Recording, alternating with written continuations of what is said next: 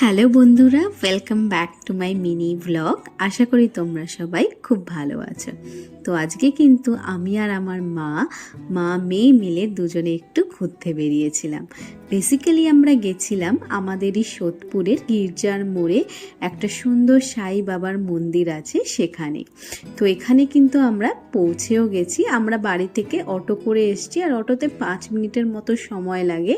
তো আমরা কিন্তু পৌঁছেও গেছি। আর এই গির্জার মোড়ের এই সাই বাবার মন্দিরটা এত সুন্দর যে কি বলবো। তোমরা কিন্তু একবার সোদপুরে এলে তোমরা কিন্তু এই সোদপুরের গির্জার সাই বাবার মন্দিরটা একবার এসো, তাহলেই তোমরা জানতে পারবে মন্দিরটা কতটা সুন্দর।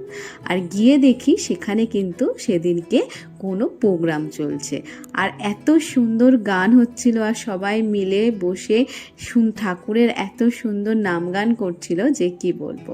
তো ফার্স্টেই আমরা কিন্তু চলে এসেছিলাম ঠাকুর দর্শন করতে আর পুজো দিতে। তো এখানেই সাইড থেকে একটা ছোট্ট লাইন মতো আছে, তো সেখান থেকেই কিন্তু আমরা চলে গেছিলাম ঠাকুরের দর্শন করতে।